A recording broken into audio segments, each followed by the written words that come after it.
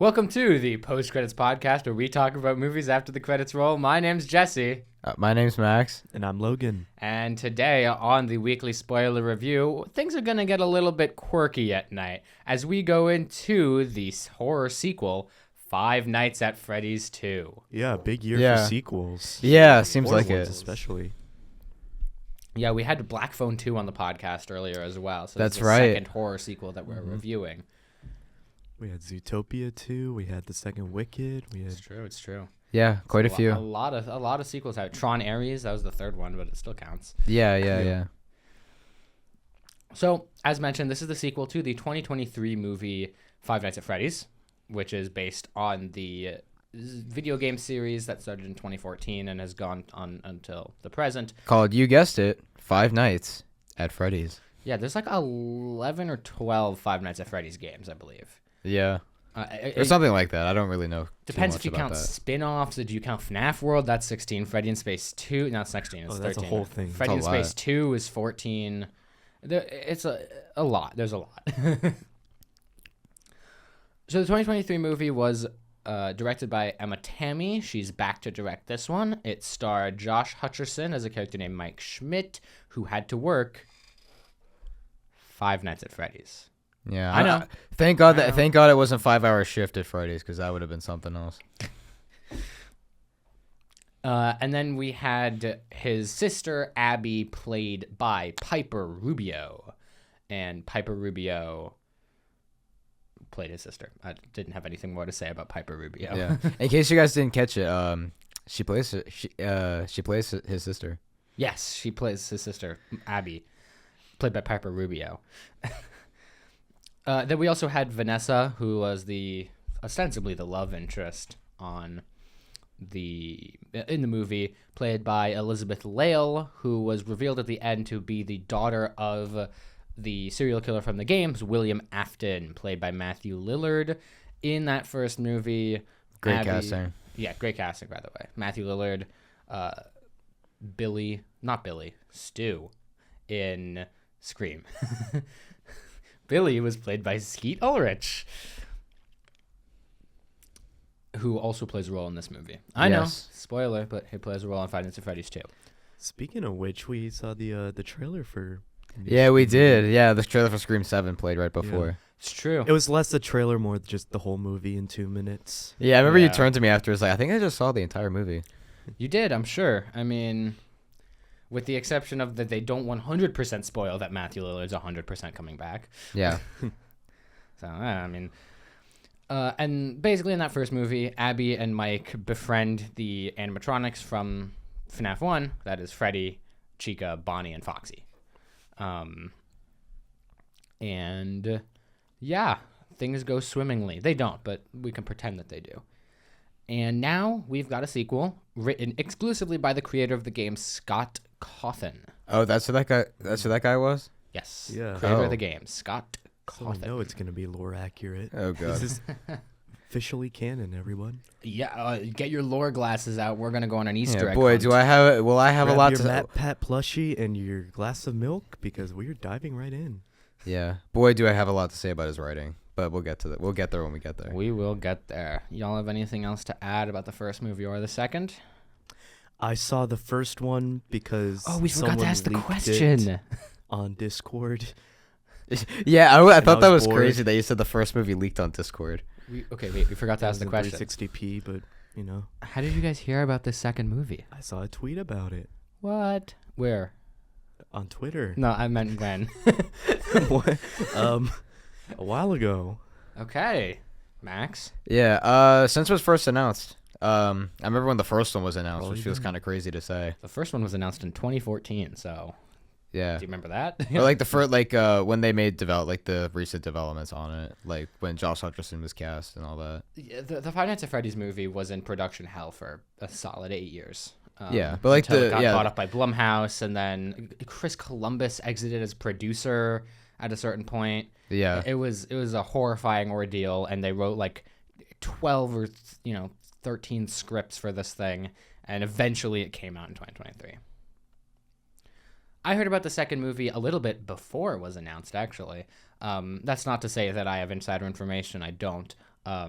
But in fact, the contract details for Matthew Lillard's deal for the movie leaked, and it said that he was going to do 3 movies with Blumhouse. That's right. One of Yeah, them yeah, being yeah. I Five do Nights at remember that. Freddy's. Oh, yeah. I do remember that. So presumably the second one would be Five Nights at Freddy's 2, and then the third one would be Five Nights at Freddy's 3. We now know that. To be Yeah, the case. that's actually how I found out about that they were making those movies, because Matthew Lillard was the casting that really got me interested, because I love Matthew Lillard as an actor. And then they said Josh Hutcherson was coming back, and Josh Hutcherson at the time wasn't really in a lot of movies at all. It's true. How long had it been since Hunger Games at that point? Yeah, it was quite a while, but I remember like FNAF was like his like I don't know, he was coming back, especially as a leading role. Right. He was- Yeah. He was going to be in that. He got an antagonistic role in The Beekeeper a little bit after. Yeah, I saw The Beekeeper. That. How was it? It was good. Okay. That was a fun movie. I'll watch it at some point, maybe. All right. That being said, does anyone else have anything to add before we jump right into the plot? Should we say like our knowledge with FNAF, or are we going to get that Oh, later? yeah. Let's talk about our knowledge with FNAF, because I am what you might consider to be a FNAF super fan. I think I've played most of the games. I've played the 7 Scott Cawthon games. I haven't beaten all of them. I've played them briefly. But I've seen all of them. I know all of them. I've watched every Mad Pat video. I did all the things. I had a phase, but I'd call myself the most knowledgeable at this table about Five Nights at Freddy's. Yeah, I can only say I only watched all the FNAF lore videos on Game Theory, and that's pretty much it, because I liked lore at the time. I never really into the franchise as a whole. I never played any of the games. I never even watched Markiplier play it, partly because I was a little kid and it was scary, the animals jumping at me. But Yeah, exactly. know. Yeah. How horrifying. I was scared of FNAF when I was a little kid. It's okay. Yeah, I have it's okay. it's okay. Thank you. Yeah, it's okay. You'll get over it at some point. But yeah, I have an interesting history with this franchise. So actually, I have played the first game back when it came out. I think 2014, I believe. Was it 2014 when the first That game was came the out? first game, yeah. And the Yeah. second 2 games. Yeah, I think I was around 8 years old at the time, and I was at a neighbor's house, and majority, if not all of them, were all older than me, and so they were all playing FNAF, and for a while I was just sitting watching them, and I was kind of scared of it when I was 8, and then I would just think about it. Then a year later, I ended up sitting down and actually playing the game. But Oh, beyond how was that, I went Did you into hype the. yourself up before? Come on, they're not real. I tried to. Some of it worked, some of it didn't. But yeah, I was kind of the guy that grew up on the Minecraft side of YouTube over the FNAF side of YouTube. Same. But I guess it was a point to where I still enjoyed the first game, but my knowledge of FNAF and the lore doesn't go too much beyond that, at least for me.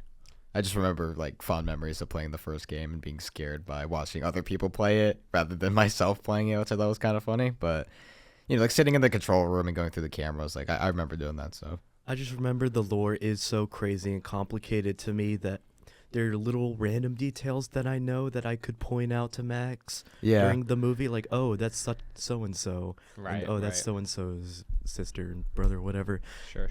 But, it's very complicated, and I can't tell you the whole thing. The Five Nights at Freddy's lore is complicated and ever-changing.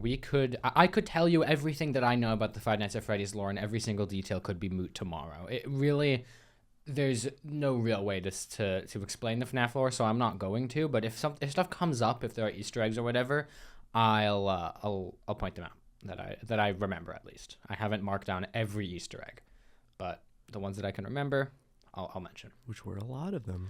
There were a lot of Easter eggs. Yeah, in this movie. there were quite a few. Both in the franchise and outside of them. A little bit, yeah, that's true. Should we dive right in now? Yeah. Okay. So we start with a bit of a cold open. 1982. 1982 was 1983 is the big year for the beginning of the FNAF lore. This one takes it to 1982. Yeah, I was gonna ask. I was like, was 1982 a significant year? Because I know that once we get No, that's towards the- 87. 87. 80s. Well, That's the one with the Because bite. if I'm not mistaken, after they do the time jump, so the movie's set in 2002, which I didn't realize. yes, yeah. 20 years later. 20 years. But Okay. let's start with the cold open. We have Charlotte Emily, character from the games, played by Audrey Lynn Marie, sees William Afton dressed as the Yellow Rabbit, who is known in the games as Spring Bonnie. You probably know him as Spring Trap if you know him at all.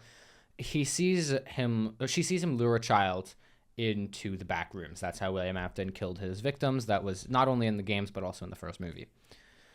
William Afton doesn't kill the kid. Instead, he's just washing the blood off of his hands for some reason in the back room without there being any blood. Now, With the suit on? with the suit on. So that's So lore did he inaccurate. did he take the gloves off, or was it Took the just glove- like Here's the thing, that's lore inaccurate. In the games, the thing that activates the spring lock, so at the end of the first movie, William dies of a spring lock failure, which means that the coils on the oh yeah, locks- the thing locked inside of Yeah, his ribs and crushed him stuff. and Yeah, stuff. yeah. Right. So the spring lock suits are hybrid animatronics and suits. The spring locks themselves are meant to keep out the animatronic part so you could wear it as a suit. But sometimes they loosen and then they snap back in when the person's inside, which kills them. They die. And that happened to William at the end of the first FNAF movie. In the games, that is caused by moisture entering the suit. So him washing his hands with the suit on is very dangerous. Big no. Yeah, which is weird because didn't the creator of the games write the movie? Did he not know his own Sure lore? did. Did he not? We're 2 seconds in. It's like, does the creator not know the lore that I he don't know. created or I the rules mean, they created? Or It seems like a detail that would come up later. Like, oh, he's still wearing the suit. yeah, Well, didn't I like assume that. like, do you not take your gloves off? Because that seems like it would stain the suit. Because Yeah. like unless I don't think Springtrap's going to the dry cleaners, but It's not clear how they ever clean these robots. I don't think they do, just based on some lore details of the game. So, Charlotte Emily is also friends with Vanessa. We can tell it's Vanessa even though she's a small child. And Charlotte ends up running to the back rooms to fetch the child. But she asks for help from all these grown-ups and they don't do anything. So she runs to the back room. She grabs the child. She gets stabbed 3 times, and then comes out onto the stage and then collapses on top of a trapdoor. The trapdoor opens and up comes the unnameable thing. It's called the puppet in the movie, I think. oh, the puppet, The puppet. Marionette. the marionette. In the games, it's called the marionette, but sometimes it's not. Because I always just thought it was called Puppet. Because I don't know if I missed it. Did they ever mention it by name that it was called the marionette? Because they ca- just called Charlotte. They call it Charlotte because Charlotte is the child that ends up possessing that. Yeah, or at least robot. that's the inciting incident of that FNAF location, if I'm Right. not mistaken. So Which is kind of weird because like she's alerting adults and they keep going not right now, and I'm just like Ask your that's so. parents. It's like, what do you mean ask your parents? Like, aren't Like, you did taught she- as a kid, even in the 80s, to alert somebody if something's wrong? And then Tell the way them she it's a does it, it's like trusted adult. she's like they do this thing where like it's so obvious that like Matthew Lillard's chasing her down the hallway with a knife, and then like he does it, but like it cuts like while the knife's in his hand. It Right. cuts so quick. Like you can like it's a blink and you'll miss it. She walks out holding a child, mhm. and it's like then she just collapses with stab wounds in the back. I'm like, wouldn't that happen Right. earlier? Kudos to Wouldn't she her. just She's fall on the carrying- floor right then? She's carrying a child like the same probably weight as her with 3 stab wounds in the back. Yeah, I mean, Impressive. commend her for that. And then yeah, she falls in the trapdoor and a giant Muppet appears. Well, it's a marionette. Yeah. It has a million names in the game. I'll call it whatever I remember to, but just know, for the purposes of this discussion, the puppet and the marionette are the same entity. Yeah, yes, they're the same. So then we jump forward 20 years later. We're back in 2002 after the events of the first movie. How long after? Hard to say. What we do know is that Vanessa Shelley, Vanessa Afton, whatever you want to call her, has some serious trauma left over from the way her father treated her. Father being William Afton. I don't know when it is, but I think it's now around that there's a dream sequence with her and William Afton. I thought that happened a little bit later. Well, didn't it? okay, Yeah. we'll get to it. Yeah, We'll it get happened to a little bit later. There but is yeah, a dream sequence. there is a dream She goes sequence to with sleep her. into the FNAF 4 house. Yeah, that happens a little later if I Okay. recall. Yeah. But yeah, Well, there is a dream. Yes, there is a Stop me dream when we sequence. get to it because I have a couple of notes on that one. So then we have Abby, again, played by Piper Rubio. That's Mike's sister, by the way, played by Piper Rubio. Yeah, she's much older in this one, even though there's a 2-year gap. Like she looks older. Yeah, well, kids mature quickly. Yeah. So she wants to go back to Freddy's to meet her friends. Her friends being the FNAF 1 animatronics. Again, So Freddy, Bonnie, Chica, was there Foxy. something? I mean, how much time passed from the first movie to the second movie? No clue. We have no idea. Because it's just like, is it like ongoing? Like, is it? I can Did this imagine it happen was yet? Did this happen Fairly yesterday? recently. Because it's like, did this happen? Did the first movie happen yesterday? Was it a couple days ago? Was it a month ago? Like, it's just like, I don't know. like she's still talking about her friends. I'm like, is this ongoing? Like, there's there's dialogue from Josh Hutcherson that said it had been happening for a bit, but it doesn't really say that, like Yeah, we how don't- long that was. Yeah, we really don't know. I don't think it ever tells us. Yeah, So, because my first reaction to that would be to get her like therapy or something. well, the thing is, at the end of the first movie, it's kind of been confirmed that the kids that she's talking to and the robots were real kids. Yeah, 'cause they were real kids. That, like, weren't they like stuffed inside of them? Yeah, or they were stuffed inside the suits yeah, yeah. after being killed by William Afton. Right. That part I know. So, Josh Hutcherson, as Mike Schmidt, has been lying to Abby by saying that, like, your friend, the animatronics are broken, but one day he's going to go back and fix them. When in reality, they're not broken. He just doesn't want her going back to the pizzeria. She is a kind of a robotics whiz. She's been building her own little mini machine for the science fair for her So school. are all the kids. Like I am stunned at how in the year this school. 2002, these like What school fourth did- graders can build these highly elaborate technological advancements Yeah, I in was their like, school. what kind of school do they go to? Like, that's more advanced robotics and stuff I see here. All I made was like a pulley and a wheel and axle. Like they're building full on like Jaws of Life automated and little animatronic doohickeys. doodads, yeah. Yeah.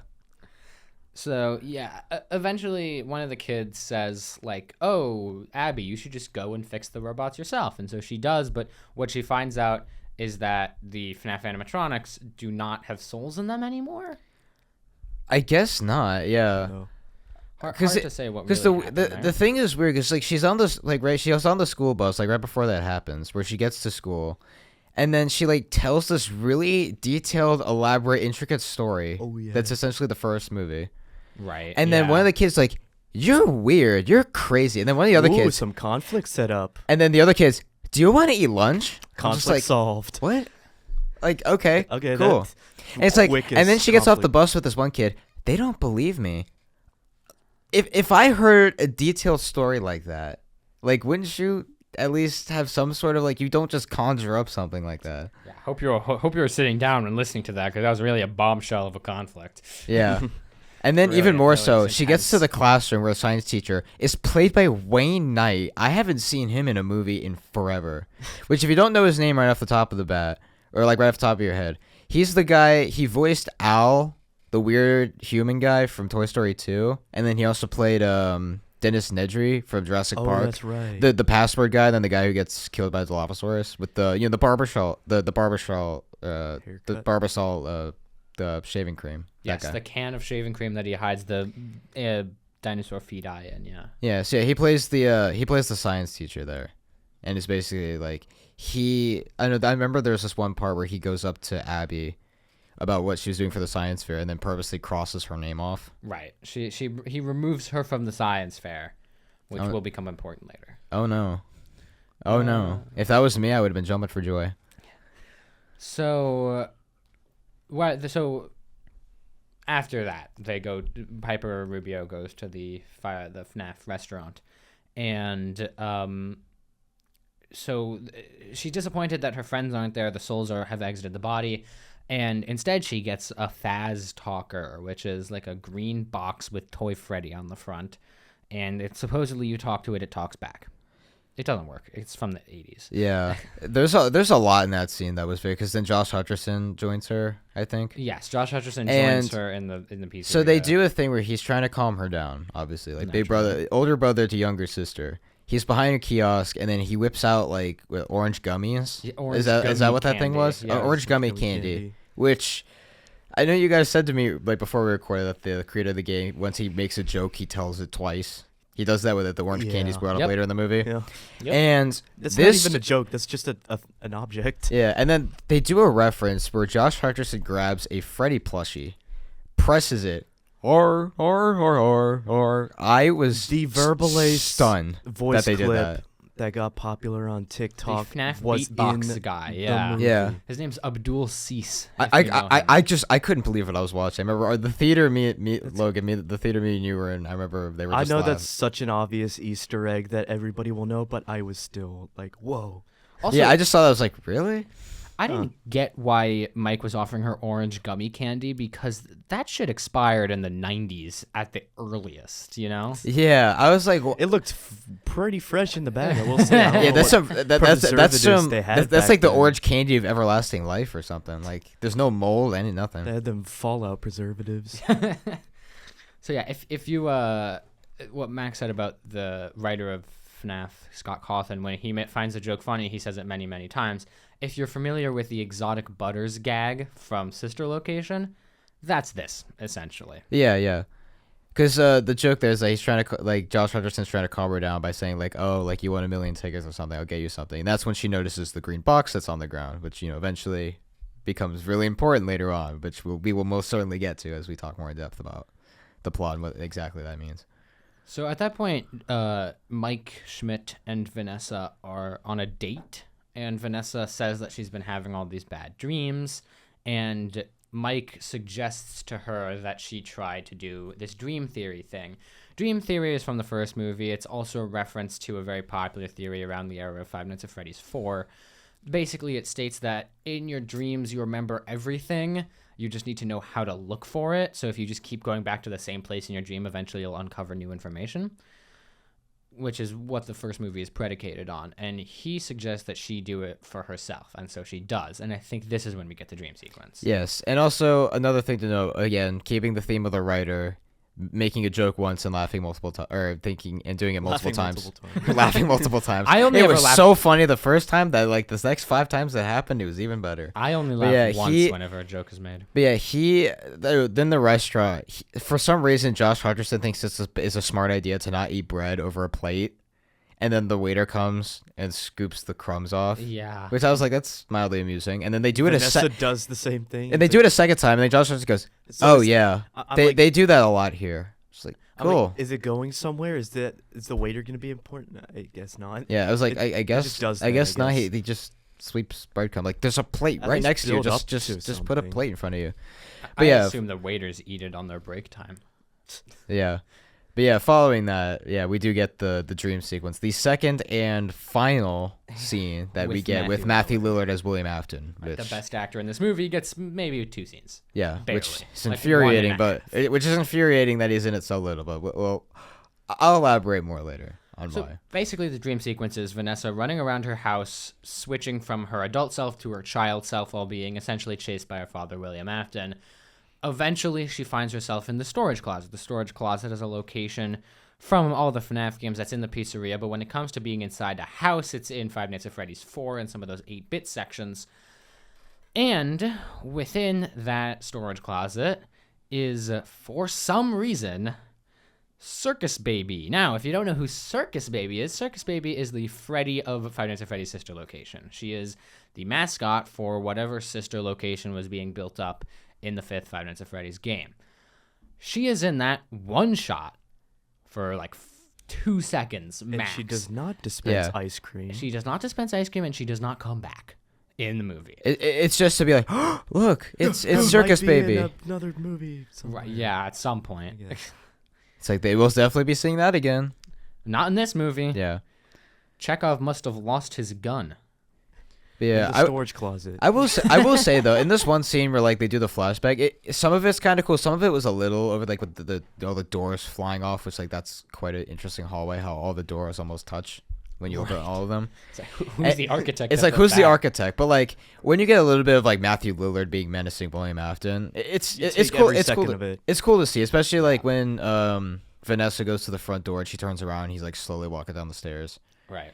and then eventually like he does get pushed off the balcony and falls on Right. the ground.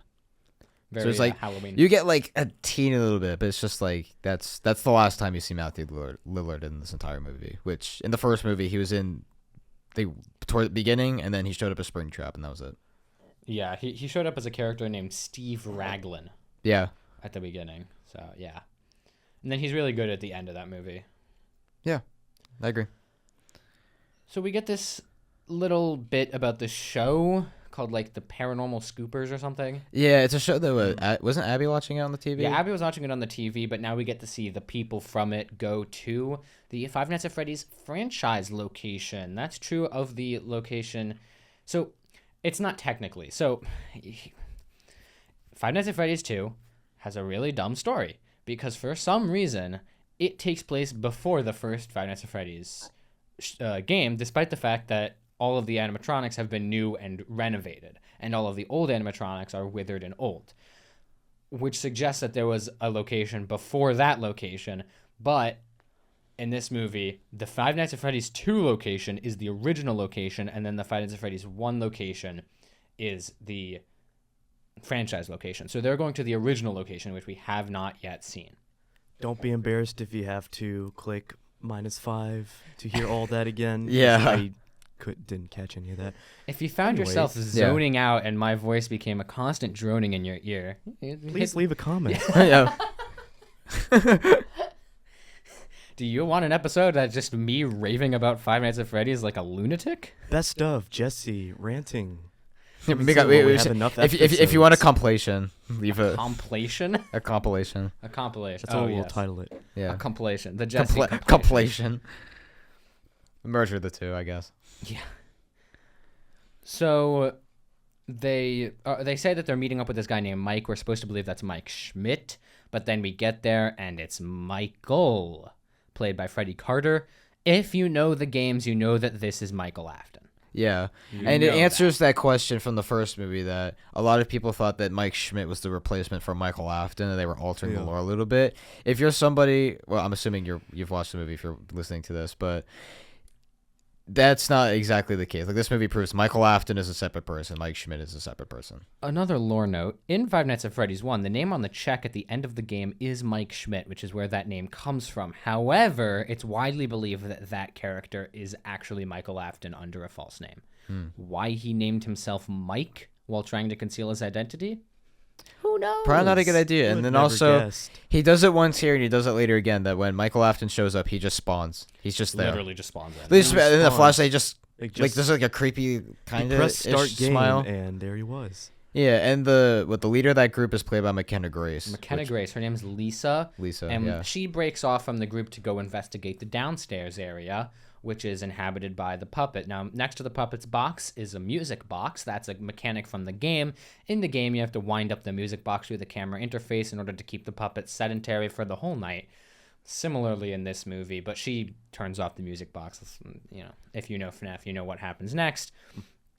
The puppet kills Lisa, and now here's a Who is change. possessed by Charlotte. Yeah, so Yeah. Charlotte is the puppet. Now, here's a change. The puppet, because she's bound up by strings, requires a body to move around freely. So she takes over the body of McKenna Grace's character, Lisa. And the puppet also, when she's in a body, or maybe just when she's awake, she can wirelessly control the other animatronics in the pizzeria, including the 4 toy animatronics, those being Toy Chica, Toy Freddy, Toy Bonnie, and Mangle. Yeah. Yeah, I also thought it was interesting. It's like when they say that the marionette or the puppet thing can control somebody, like, my God, makeup and everything. Like, it was just like your whole, like, almost your whole body complexion changes at that point. Like, you got, like, full on, like, Mind Flayer Slenderman hands, and you got, like, makeup on your face. It's like, I was just like, when I think of people being possessed, I didn't think it was going to be not quite like that. Yeah. Yeah, they do go all out, although the plot contrivance doesn't make a whole lot of sense, and we'll get into exactly why later. Yeah. So something starts talking from the Faz Talker. It says it's Chica, and it directs Abby to the original location, in which she meets Toy Chica, voiced in this movie by Megan Fox. Yeah. That was, there's an interesting thing there, is that all three of us were playing Mario Kart one day. And Jesse was looking. He was like, "Oh my God, they casted the actress for Toy Chica." And I looked at him. And I thought he was like, I just thought of the first person that I thought they would cast off the top of my head. I was like, "What? Did they get like Megan Fox or something?" Keep in mind, I legitimately had no idea that they actually cast Megan Fox. I opened up my phone to do some doom scrolling on Reels, and I see Megan Fox cast as Toy Chica. And I was like, "Oh my God, it's Megan Fox playing Toy Chica." And he was like, "Yeah, I thought you knew already because you said that." And I was like, "No, I didn't know that. I legit just guessed that they got Megan Fox as Toy Chica." Yeah, it was funny. Yeah. You're very in tune with Toy Chica in general. I wasn't we'll see. expecting the design. They had her caked up with like a bikini bot thing. I don't know. It was like And then with Megan Fox's voice over it, and I was just like, no wonder why my Reels feed was just people gooning to Toy Chica. And I was just like, that's just like, if Minecraft had the chicken jockey incident, this movie would have had the gooning to Toy Chica incident. Anyway, if you want to see our our new Reels page with moments from clips that we'd Moments like I- to single out without context, I'm- please leave us a I'm comment. clipping that whole rant and putting it at the beginning of every episode from here on out. They had Toy Chica caked up. If you've seen her from the game, her design does not that much changed. She still has a discolored torso, or not torso, but like hip piece, like segment. It's still pink in the games. Toy Chica's been a thirst icon of the Five Nights at Freddy's series for years. Why? Couldn't tell you. Couldn't tell you.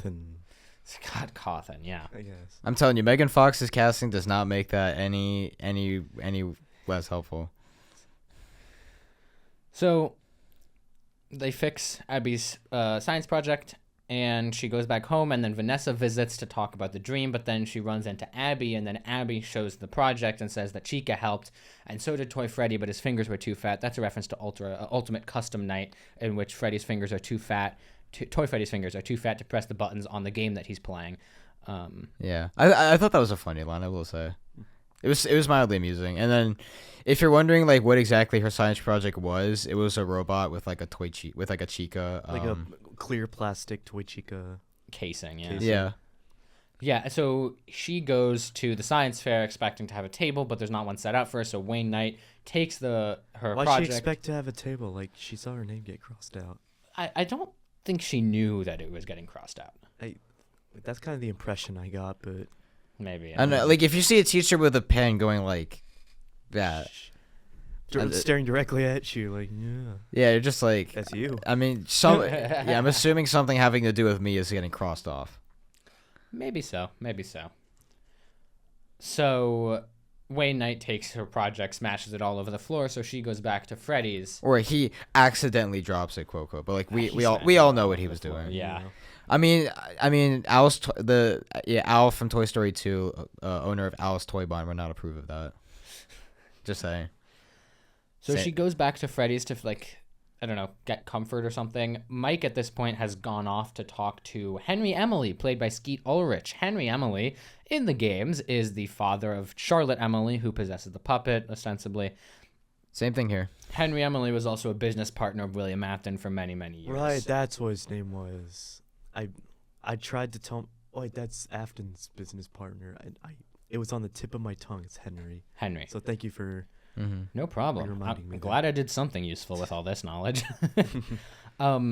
He's played by Skeet Ulrich. He says, like, oh, I knew that this man was evil. So, yeah, he was evil.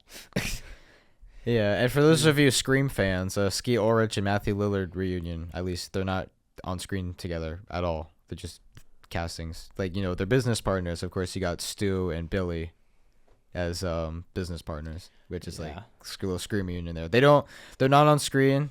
I think this is the only scene that Skeet Ulrich has. Yep. He has a little voice cameo at the end of the credits, but beyond that, yeah, it's just this. It's also around the time that we learn about FazFest. Apparently, that seemed weird to me. Why would you have a festival about a place of mass murder? Why would you have a, thirst trap account over Jeffrey Dahmer? Yeah, I know. That's weird. Right, but it's not abnormal necessarily. Yeah. But yeah, apparently the events of the first Freddy's location had become like folklore, and so they were holding a festival over it. Did that stuff not make the news? It got swept under the rug, and I guess what is the most effective PR campaign of all time. Yeah. Because I'm just like, if something like that happened, I'm just like, I guess there's nothing, like, anyone can just walk into those places willingly. There's no, like, trespassing sign, no cameras. Yeah, I'm pretty like, sure you can everybody knows where it is by now. There are I think cameras. everybody knows where it is. That's Everybody's the been one there. thing about them, is that there are cameras. Yeah, but like, That's That's the whole game. Both of them, all of them, actually. All of the games have the cameras. Except the sixth one. The sixth one I has wouldn't no know. cameras. Yeah, the FazFest thing feels kind of shoehorned in, yeah, but there's a lot of that in this movie. there really is.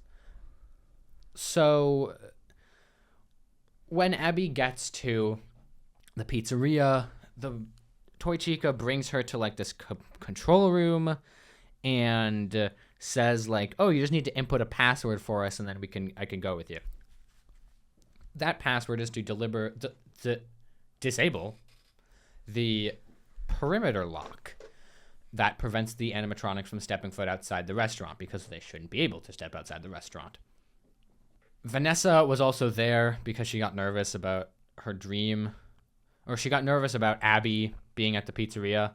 So she went, but then she got kidnapped by the puppet, and then she was forced to give up the code. So then Abby put in the code, and now the animatronics are free to roam wherever. Around this point, Michael, I forget exactly what it was. Oh, it was, so him and Henry, he sees a picture of a log ride, and he's like, "Where is this?" And he says, "Oh, it's Freddy's. It's a log ride." He says, "But the Freddy's doesn't have a log ride." So then Henry's like, "Well, the original did, but the franchises didn't." And so then he calls the school to see if Abby's safe at school, and they say she's not. And so he goes to the original Freddy's. They say she wasn't. They say she wasn't there. Like, not the impression that she wasn't safe. That she wasn't there. So she wasn't there because she went to Freddy's because her science project was destroyed. So now the perimeter lock is disabled. All the toy animatronics can roam free, and they go under the cover of FazFest to like go and What's their objective? Kidnap kids? kill every parent. Oh, it's the parents. That's right. Because Charlotte doesn't like parents. Why doesn't she just get her own parent?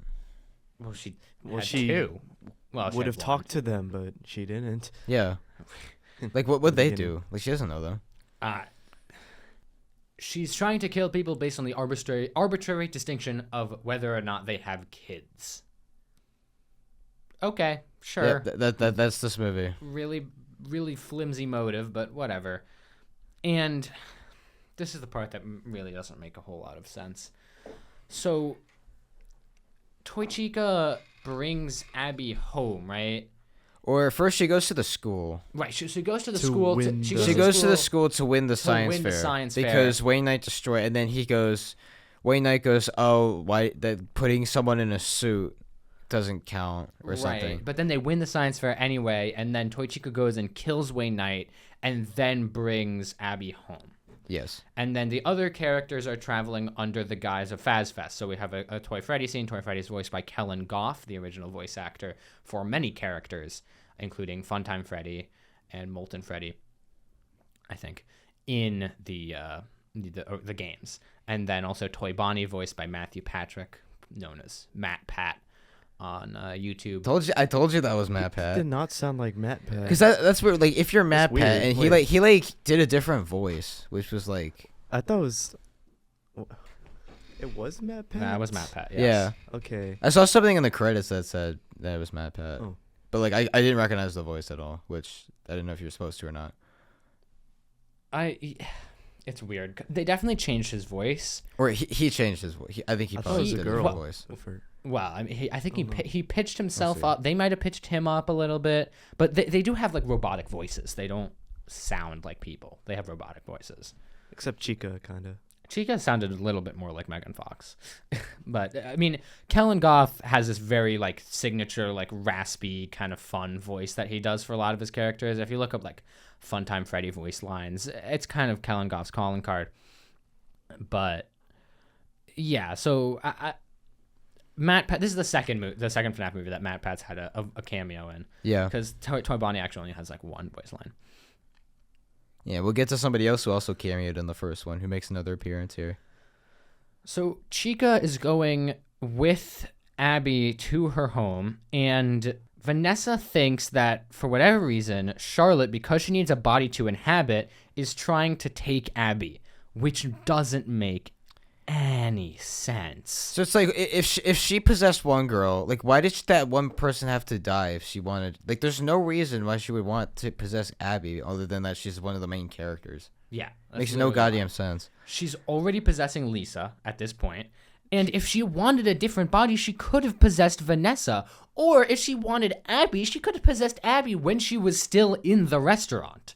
Why this whole scene doesn't need to happen. But instead, on the other end, we have Mike Schmidt sitting in the office trying to enable the trackers on these robots, but then because they can tell that someone's in the office, they activate the withered animatronics who all come in to attack Mike, and Mike uses the Freddy mask to ward them off because they think that he's an animatronic when he's wearing it. Oh my god, can we which talk is about from the doors thing? The doors thing. Yeah, Doors. there's no Speaking doors. of Yeah. the jokes that Scott Cawthon likes to put in way too many times, there's the, oh, who built this place? Man, whoever designed this place without doors is an idiot. They loved that joke so much they did it twice. It's twice where he says, I can't believe there's no doors in this place. He's like, who designed this? It's just like, didn't we say that already? And another thing, I cannot tell you that it wasn't satire when during the computer hacking sequence He goes, I'm in. And then he literally, was it Foxy? Fokker-in-law. Yeah, Fokker-in-law. Literally lifts up the hook and he goes, I have to bypass the data. I'm like, your life is on the Why'd line. you Look say up, dude. that? I have to hack into the mainframe. It's like, I have to hack it to the mainframe and the I'm firewall saying- and the thing. And I'm like, your life is on the line. In 2 seconds, your head's going to be gone. I'm saying all this out loud. Yeah. He's like, let me just say exactly what I'm doing because the audience can't see the camera. The audience can't see the computer that I'm obviously hacking into. It's like, There's Hello, also audience. there's also in this scene there is one single frame of an Easter egg that I feel the need to point out because I clocked it immediately, but I don't know if anybody else saw this. For one single frame of this sequence, we see the character, and this is his real name, RWQFSFASXC, what the? also known as Shadow Bonnie. You talk about the Oh, I know what you're talking about. Like he showed Not- the not- flash. No. not the dude that was he in the shines van. the flashlight, and for one frame we see Shadow Bonnie. Yeah. For what you can look up Shadow Bonnie, or you could look up RWQFSFASCXC Okay, if you so want. I would highly recommend Someone- searching up the first thing. I would highly recommend searching up the first thing It's because it's like barely noticeable. It's blink and you miss it, but I noticed it. So Someone I got feel like I more should. Easter eggs than I did. um, in the hunt. I feel like I should mention it because yes, that's like yeah, I never thought I saw I something. did not see that. yeah. I did not see that. It's like for one frame. Yeah, I'm glad you pointed it out. Yes. Yeah. Yeah. For us, it's very very subtle. Yeah. So in this sequence, what he does is he clicks animatronics, and then he clicks. It's No, he doesn't even click animatronics. 5 minutes later. He clicks Toy Bonnie or Toy Freddy, and then he clicks Enable Tracker, and then the tracker's enabled, and that's an accomplishment. He needs to cool off for a little bit, He did something. How long did that whole thing take? and then he presses Toy Bonnie, Oh my gosh. and then he clicks Enable Tracker, and I mean, dude, unbelievable. He needs to take a big rest after that. I mean. The withered especially with the animatronics not 2 feet away from him. the on the other side of animatronics the are gun. 20 feet away. He's got no time. Yeah, I mean he's in trouble. I mean Foxy almost swung at him and he decided to go back on the computer. Yeah. Kids these days. Yeah, so like he keeps putting on the mask, and then the withers keep leaving, but then Like Foxy the comes in. Withers. The withers, that's what they're called. Oh, Withers. I think the Withers. Like, isn't that a character from Minecraft? Yes, the withers are a character from Minecraft, but they are withered, as in The they- Wither Storm from Minecraft Story Mode walks in. Yeah, the Wither. Yeah, but yeah, It was espe- crazy. So he uses the especially Bonnie. Like Bonnie was crawling through the what is vents it called? with like the dude was missing his face.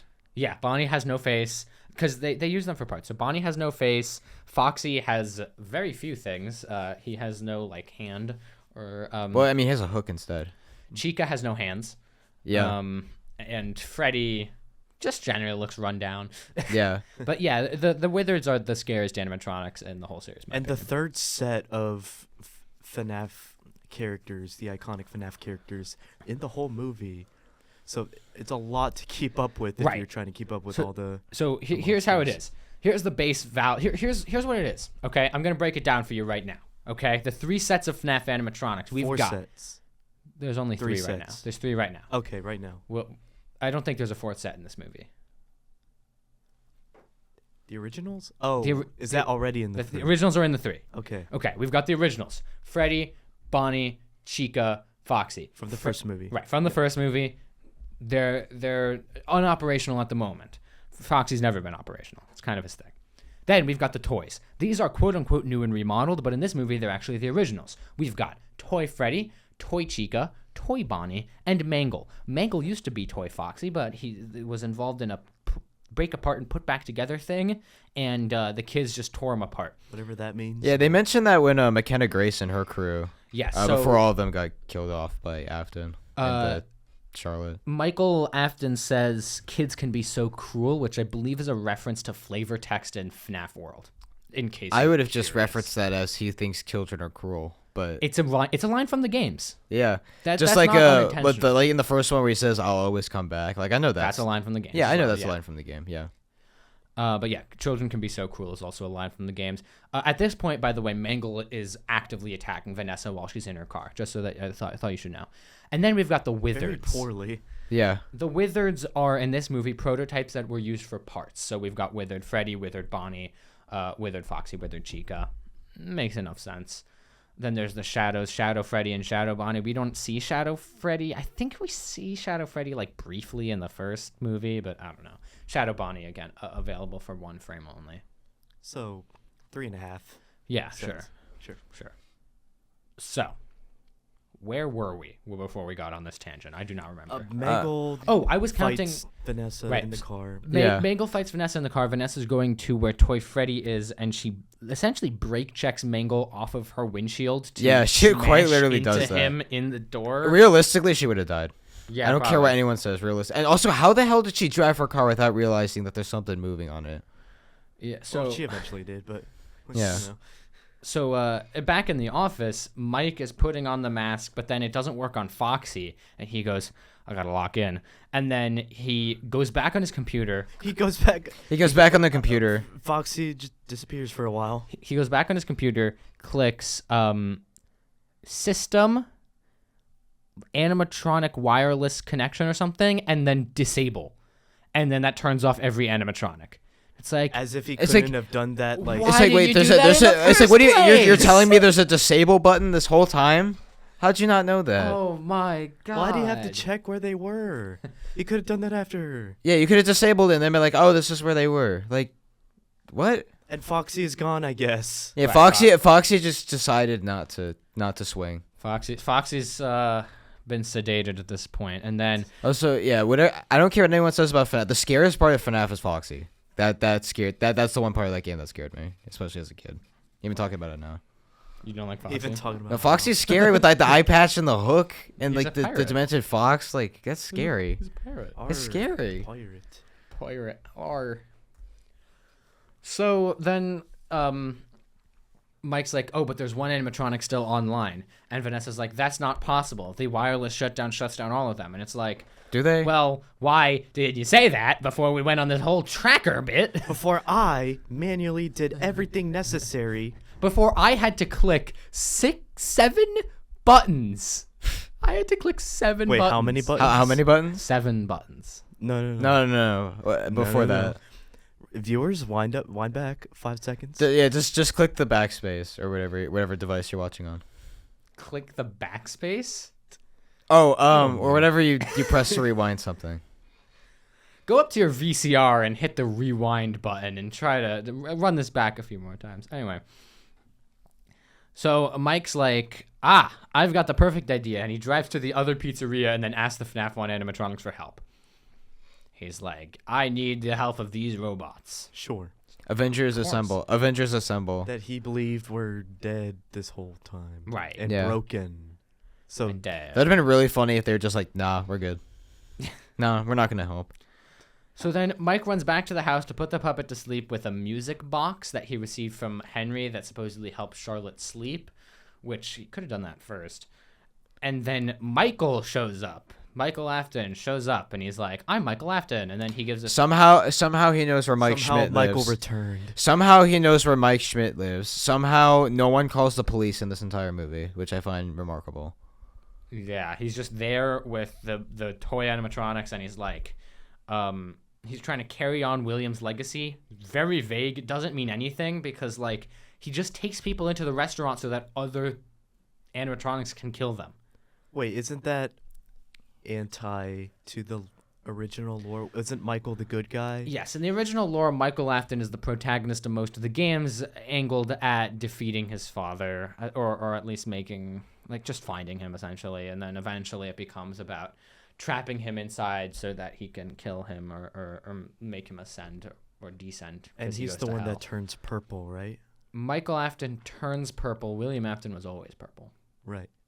Michael's not purple in this movie. No, he's, unfortunately. Yeah, he's not purple. So the old animatronics show up as a bit of a Deus Ex Machina and just destroy the new ones, and then the kids' souls are like, we're gonna go to heaven now, and Mike's like, okay, cool, yeah, go ahead. And then they leave, and Mike's like, Vanessa, get the hell out of here. And then he leaves his own house and leaves Vanessa in his house. Yes. He goes, no, stay away. I You know can't what? Stay trust back. you. It's like, stay in your house? Stay in my house, Vanessa. Stay in my house. You're not allowed to leave my house. You're on timeout in my house. To my bedroom you go. I say you know this. It's Scott Cawthon writing, because they make the heaven reference very clear. Unlike what I'd think in regular movies that reference heaven, they're like, yeah, wouldn't you like to know, weather boy? When they say, oh, are you going to heaven? And they're kind of vague about it. They're just straight up, yeah.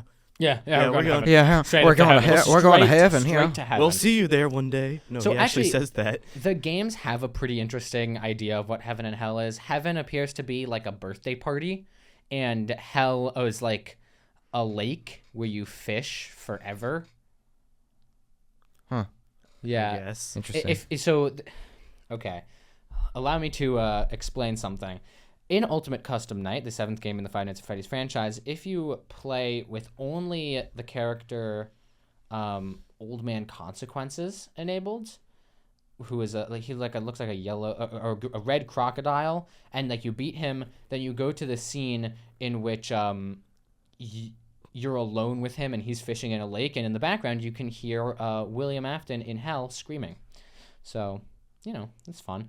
They also, in the 6th game, he dies in a fiery inferno, and Henry Emily very non-discreetly says, don't keep the devil waiting, old friend. So, pretty clear hell, I'd say. Yeah. Huh. So yeah, heaven and hell is kind of a thing in the Five Nights at Freddy's universe, and I think it's quite interesting. Might be the most interesting part of that. Interesting. Because I know this movie ends with the marionette possessing Vanessa, right? Is that something that No, happens, or I is thought that the is that marionette just just like goes away, and the whole entire plot, the whole villain of the whole movie just goes away, and I guess Michael appears and says he's the real villain, even though we had no prior. he has like two clues scenes in the that- whole. that He has was like the two case. scenes in the whole movie, and then randomly Vanessa gets possessed, like her eyes turn Yes. yellow, and then the makeup somehow the appears on her makeup face. appears on her face, and she's the puppet now. Credits roll. The Five Nights at Freddy's 2 song by the Living Tombstone plays. Yeah, I am familiar with that song. Which They played the other Living Tombstone in the first movie. Yes, and then Credits, the right? second one, it's called it's called the Five Nights at Freddy's 2 song, but you probably know it as The Man Behind the Slaughter. yeah. The one goes da da da da da da. It goes Something like like da da da da da. Yeah. Or does this movie end? Because No, we there's a get post-credit scene. we get a little post credit scene where these bumbling buffoons walk into the Bumbling buffoon. So bumbling buffoons These walk bumbling into. buffoons walk into the FNAF 1 location. They say they need to get props for the haunted house. If you're a FNAF fan, you know that that's Fazbear's Fright. That is Oh, the I just thought FNAF I just thought it was 3. like That is I just a- thought it was like Panic Point or something. Nope, it's Fazbear's Fright. That's the location of Five Nights at Freddy's 3, the game. Isn't that supposed to be like far in the future, Five Nights at Freddy's? Who knows? like 2040? That's I believe detail Five Nights at I Freddy's 3 takes place in might be 2023. misremembering. I believe Five Nights at Freddy's Jeez, 3 how much takes of place in a time gap 2023. is there gonna be? So the third game, I believe, takes place 30 years after the first game. Dang. What about the Okay, second yeah, game? yeah. The second game takes place in 1987, which Oh. is 6 years before the first game. The one with the bite. Interesting. Yeah. The Bite of 87 is not in this movie No. because it's not 1987, but I don't really want to explain the Bite of 87 because it gets complicated. No one really knows who Would did that it. even fit in the the movie lore, I feel like that. No, wouldn't- I know they're not jumping 30 years in the third. I know they're not going to do that. No, they're not. And Springtrap looks worn enough, so whatever. Yeah, because it ends with the guys putting like they find this animatronic like, oh, we should take it. They put tarp over it. It's Springtrap, and then the eye lights Yes. up. And the eyes light up, and then Who would have guessed? more credits roll, and then Henry has a little bit of a voice cameo where he reveals that him and William work together as business partners. And that's Five Nights at Freddy's 2. Yeah, Yeah. that's FNAF too. That's what it was. So, So, what'd you think? Scott Cawthon, you need to outsource your writers for this next movie, man. Like, if I want to enjoy any of the dialogue that is written for this movie, you need writers that will not rely on just cliches, even for satirical purposes, Yeah, and, don't overuse a joke. I think it comes down to Scott Cawthon needing a better writer, because Scott Cawthon has never been a good writer, actually. If you look at the writing on the FNAF games, the way they tell their story is interesting, but the actual writing of the story itself is way too complicated and annoying to even make sense of anything, and especially in the later games, just the storytelling gets a lot worse the longer you go on with the franchise. And the first movie's storytelling wasn't too terrible. Like, it wasn't great, but it wasn't amazing. And that was co-written, I believe, with Scott Cawthon and Emma Tammy. And this one is just Scott Cawthon. Mm-hmm. So I feel like a lot of the issues that are in the second movie that didn't carry over from the first movie, like, I don't know, the gaping fucking plot hole right in the middle of this thing, are Scott Cawthon's faults. yeah, He's the creator of the whole thing. What? yeah. He is the creator of the whole thing, which I didn't know until we Did he- recorded this thing. Okay, so this reminds me of, I don't know if this is the latest one. Is it, the one with the ball pit? That game Into the Pit was Into the Five Nights at Pit. Freddy's 11, which is the second to most recent game. Did Scott Cawthon do that too? So Because the writing in that, I saw gameplay of it. It is pretty much this movie. So I don't know if Scott Cawthon wrote that game. I know Scott Cawthon supposedly took a step back from the franchise a while ago, but he's still very, very involved. And that game was actually licensed out to another studio, I think called Mad Cat Studios. That's right. So I don't actually know if Scott Cawthon wrote that game. That's actually one of my favorite FNAF games. So Really? yeah, it's actually quite good. Yeah. As for my thoughts on the whole movie, I think I should preface this by saying that I gave my sort of background with FNAF towards the beginning, so you can get where I'm coming from. As for me with this movie's absolute dog shit. I mean, this is by far the worst movie I have sat through in 2025. And the experience for me was a little bit odd, because watching this movie to me just felt like going on an Easter egg hunt, except I couldn't find any of the eggs. Yeah. It felt like this is a movie that, if you're a fan of the FNAF games, this movie is For you. solely for you to go around and catch all of the references that they make. Other than that, And then there's a story somewhere. as for but, me- As for me, somebody who only played the first game has very little knowledge of the franchise that ended with the first movie. And even there are some references in the first movie I didn't get. This one, I was just totally checked out. There wasn't really much of anything that drew me in. There wasn't much of anything that pulled me. I thought the storytelling was just all over the place. Why is the most interesting plot line in this movie about a science fair? Like, I don't know why. Or, like, the most developed out plot line is the science fair. First rule of Like, what? movie adaptations for video games: do not write for your audience, Yeah. the audience. of And the and now games. that I'm getting a sense of who wrote this thing, I think it's a perfect example. I've seen this a few times with other franchises. The creator of the property should not be writing the screenplay. I think it's a double-edged sword for me, because Get writers that you trust to pen the thing. Have him as a producer. Scott, what's the dude's name? Remind me. Scott Cawthon. Cawthon. Scott like, Cawthon. the thing Get is- him as executive producer on the project. Oversee the whole thing. Offer notes. Make sure that they're adapting it correctly. Get Yeah. people who have written screenplays before, because this guy feels like maybe he created the FNAF games and wrote some things here and there, but when you have him writing, and you guys were saying that he's not the best writer, would you apply that to screenwriting? there's a lot of dialogue in here that it just feels like he was trying to make it somewhat cinematic, and in a sense, it just doesn't work. Yeah, the thing is, like, if you have someone who is so in depth with the lore, as in, i.e., the creator of a video game franchise, and you're adapting it to a movie, that could be really good because you don't want someone who's really good at writing but doesn't know any of the lore. Right. I mean, you want someone who's familiar with the games at the very least, right? Otherwise, you're Like, in a not gonna get perfect world, something you'd want faithful. both, but Yeah, just I'd like rather have a good writer. Yeah, like get writers you trust that are passionate about the games and understand how to write a movie, and then have that guy, the creator of the games, shadow the whole thing as a producer. Yeah. Don't have him as a screenwriter, because I think this movie just shows that he is not a screenwriter.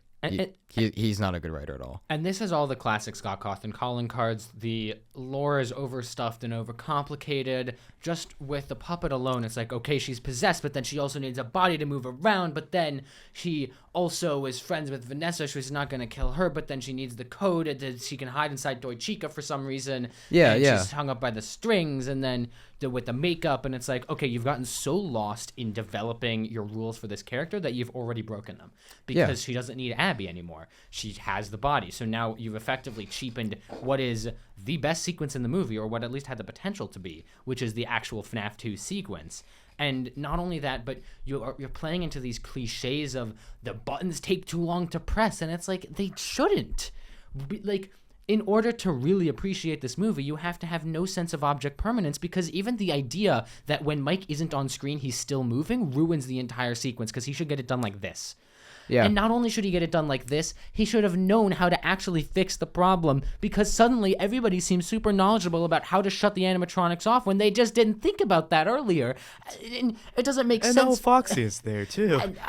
And he's just standing there while you're ranting, like, okay, any minute now. Yeah, that's why. Like, might, you can tell even with like some lines of dialogue, it just feels like this. Like, his writing doesn't translate to a movie. It translates better in a video game, and it's just really like, does. get out there, screen. Like, another thing, like this happens a few times. Like, I don't know if you guys have seen the movie Hannibal Rising, which is in the Hannibal Lecter series.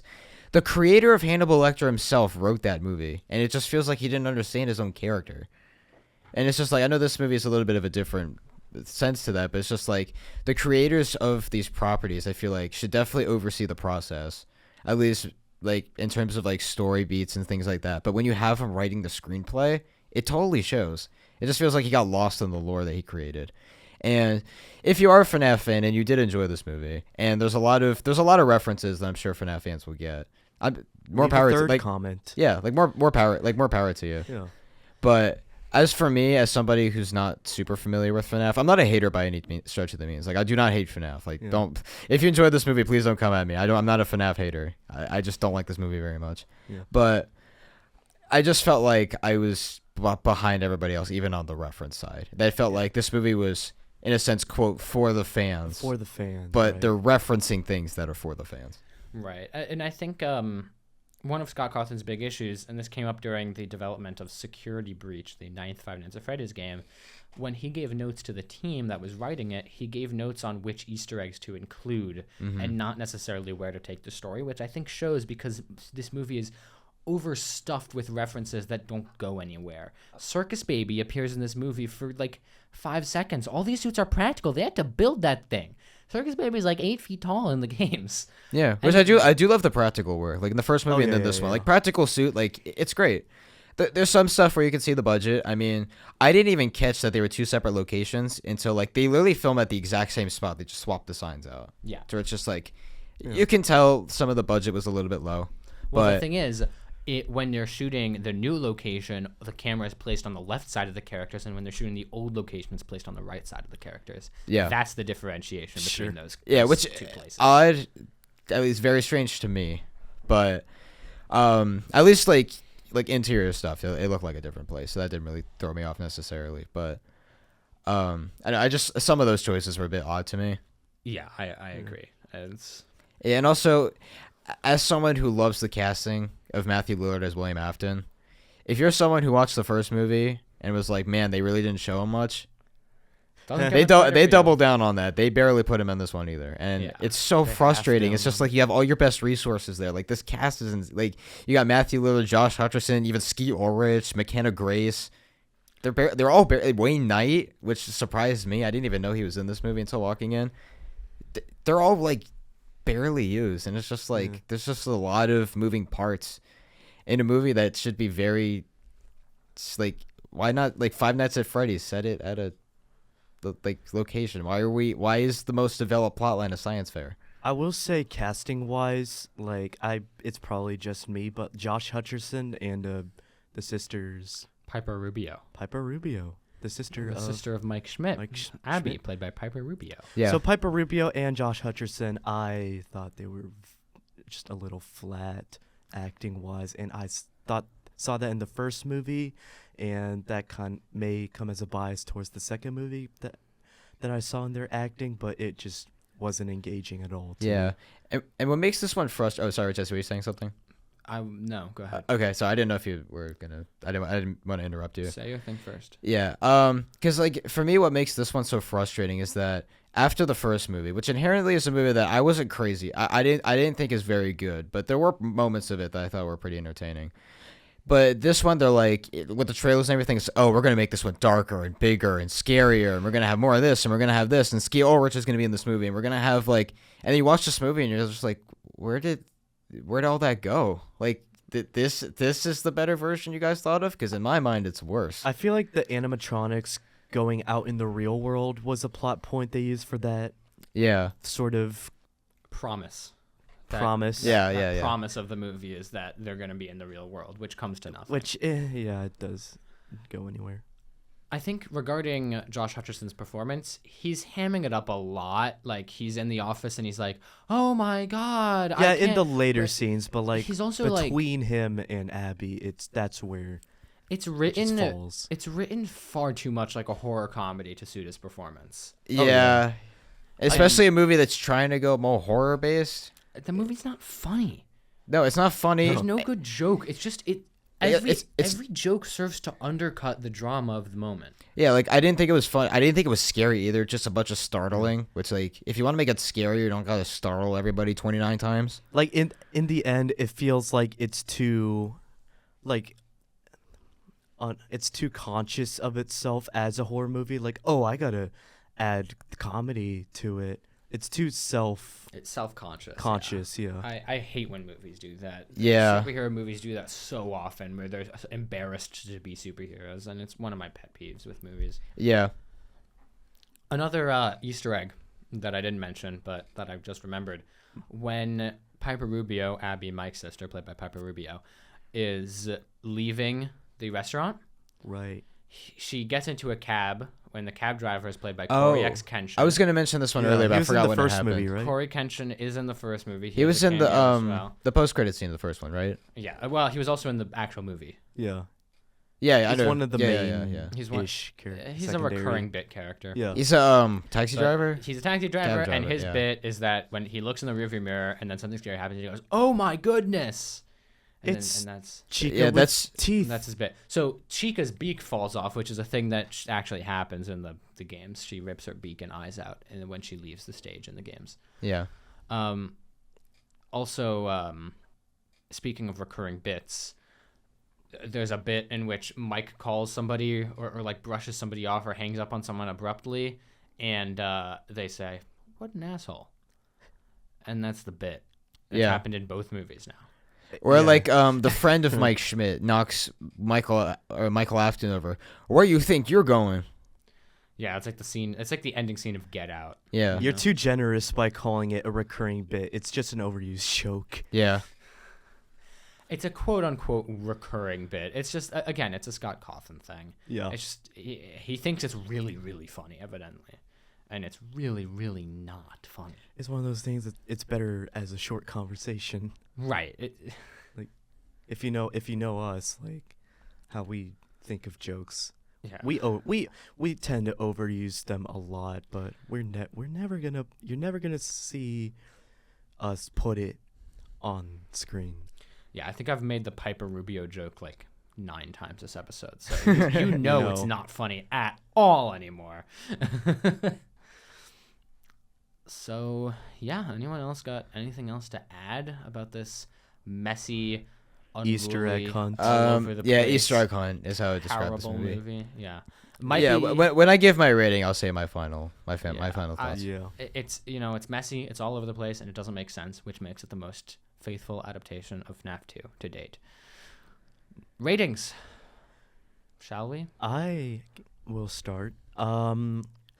I am gonna say this is not the worst movie that I have seen this year. Reasonable.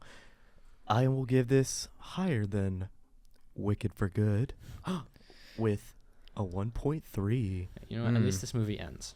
Yeah, Exactly. A runtime of 108 minutes. It's really not that bad. yeah. It's that bad. It's just, if you're willing to waste 100 minutes of your time. Only 100 minutes, Yeah, in exactly. my opinion. Yeah. As for me, I've been thinking about this the whole episode on what exactly to rate it, because there's two I have in mind, and both of them are not very kind. I'm going to give this one a 1 for now. When I first sat down, I was going to give this a half a star, and then I thought about some movies I gave half a star, and I looked at this movie, and I'm like, I would rather watch this one over some of the ones that are half a star. Yeah. So I'm going to give this one a 1 star. I don't like it very much at all. It was really disappointing to me as someone who saw the trailers. I thought this had a lot of promise. Yeah. Almost every cool thing that this movie has to offer, it wastes almost completely. Yeah, and it just felt like an Easter egg hunt where I'm the kid that can't find. I hold on. It's like I'm the kid that can't find the eggs, where all the other kids are like, look at this one. Look, I found this one over here. Look, if you look closely, you'll see there's one over there. Where it's And just I like think- I'm just here, like I don't see. I can't find any. Crying in the corner of the Yeah. sandbox. Yeah, I think to an crying in extent- the corner of the sand. Yeah, leg fetal position, legs up, sobbing, I think to processing life. extent that goes for both of us, because I never resonated with the Five Nights at Freddy's franchise. So this movie, even at the beginning, I was like, I'm just not really interested in FNAF. Like, yeah, I watched the Matt Pat videos. Yeah, I know the lore, some of it to an extent, but that's it. Yeah, fair. And I mean, I do like the FNAF series. Yeah. And ostensibly, this movie's made for me, right? I mean, I've been a fan for a while, but I don't think it is. And I don't think it is because I also happen to have a basic respect for storytelling. And if I Yeah, had one right. word to describe this movie, it's sloppy. It is sloppy and overstuffed and it needed a second draft, and it needed a second pair of eyes, and It needed a little bit more than a second draft. maybe the pre-production process should have been a month longer. I don't know what happened here, but whatever it is, it ends up feeling disjointed and not well thought out. This is my least favorite movie that we've reviewed on the podcast. This is a 1. Okay. Yeah, I would agree with that as well. And I would also say that's just like they hired the wrong team to make this movie. It's the I same feel like team. yeah, it's the same Yeah. team, but it's just like I don't think they're the right people to do it. Like, no disrespect to Emma Tammy as a director, I just don't know that she has it to bring some of it to life. Production wise, it's there mostly, but like writing, get new screenwriters. I know he's the creator of the game, but just have him as like a producer. Don't have him write the script. Like, this movie just shows he's not a good screenwriter at Yeah. all. Yeah, and maybe wait a year, because this year had a 2-year turnaround, and I have a feeling Yeah, the I feel third like they rushed this one. the third one might also have a 2-year turnaround, and I'm not excited for that. Just give it an extra year or two to get it right. Yeah, Give it just the give it GTA 6 time. Hire the treatment. right people that you trust to make a faithful adaptation. Because I would say this, for the fans does not mean putting Easter eggs everywhere for the fans. Like, Right. make a movie that It doesn't mean only for the fans. yeah, and you can also have a balance. Like, you can have a movie that caters to fans. That's just like it tells a great story. And then you can also rope in new people. That's just like getting invested in a story that they haven't seen before. But it's just like it's faithful to both sides. And there's video game adaptations out there that do that. Like the first season of The Last of Us does that. Even like Fallout, which doesn't Fallout spec- does that Yeah. pretty well. Fallout's great at that. I would argue. As more of a devout Fallout fan, I will say I am. Yeah, Very so it's like they excited don't for adapt a season 2. specific storyline. It's a story set in the world of the games, but Yeah. they're still faithful to the world, so fans of the games can appreciate that. And then as for me, as someone who never played Fallout watches it, and it's just like, this is just a really Yeah, like it's just- I'm yeah. invested in It's this. a compelling story. I would Just as- argue the Sonic movies do the same thing. Yeah. Where Never it- watched them. they're pretty good. I would say the third one especially. I would The say third one's great, but the other is pretty good. So. Should we do a podcast on Fallout Season 2? I'm down. Yeah, sure, why not? Yeah, we should. If We you could want a expand podcast it on into Fallout TV season, shows. yeah, yeah. we can do TV shows. Let's do it. Oh, I mean, we've had a couple of TV show episodes pending for a while. yeah, let's let's do do Fallout Season 2. Yeah. Fallout season 2. Because I feel like it would really help with FNAF because there's so much in there. Like even like I know Jesse, you were telling me some of the lore Just even to balance before, out the and it sounds show like a lot of it just sounds like really cool and really like there's so much story to pull from, and you can do so much with it. That's just like if you hire the right writers and you get the right team to pull it off, it's just like you can make a story that like fans are gonna eat it up. But I certainly did. and then it's just like and then you have like general audiences that are just like they get latched into it. But this movie just feels like. It's like a shit movie with look there's a shadow Bonnie in the corner. Look, He's is it on look? screen. He's on the whole screen, but Oh, he's in the only whole. for a frame. I Only didn't. for one frame. Maybe I just didn't It catch was it. somewhere. I don't know if I caught it. But RWQFSFAXSC, I think. yeah. Yeah, I think I Educated probably missed it, or maybe I didn't, but I just didn't know what that was. Yeah, well, it was blink and you miss it. Maybe you blinked. Yeah, and it's just like I cannot fathom how people who, even the team like there's a lot like the cast did interviews and stuff that said that they had some issues with the first one, and they were like, "This is better, right?" And I watched this one, I'm like, "What were you trying to? This is how you fix that?" Right, Like it seems like you doubled down on the things that didn't work. What was the problem that you were trying to fix, and how did you do it? Because Like, what were you trying to ended make it up with- scarier? Because you did not succeed if you were trying to do that. What you ended up with was a product that is significantly worse. Yeah. Mhm. It's like, oh, do you want it to be scarier? It's just like, oh, it seems like, oh, they're trying to make it scarier. But wait, kids like FNAF too. We can't scare them too badly, can we? It's PG-13. Despite with the 28 jump scares, I don't know. Yeah. 29 jumps. I guess they got used to it after a while, but Right. sure. Shock them into complacency. It's like, there's other ways to scare people besides popping something in front of the screen. Like you can. Besides an orchestral sting and a boom. That's the Yeah. thing. The Five Nights at Freddy's games are all jump scares. That's the only scary thing about them, really, is that they're jump Yeah. scares. Yeah. But Yeah. yeah, it's a classic FNAF thing, and this is a classic FNAF movie. Yeah. And that to say, it doesn't have a very good story, and it's Yeah. not well thought out. And I will say, I guess, like, final thing here. Will you guys be tuning? Like, say the third movie gets a release date in the next coming months. Will you guys be tuning in for the third one? Yes, Sure. I will be. I am bound to this franchise by my life and soul, and I think it would kill me a little bit to not see the third one. I'm gonna have to, because I really like these characters, and as much as I hate giving money to these really actually bad movies, I really like these characters. Yeah. And that's what they've done to me. Yeah, totally fair.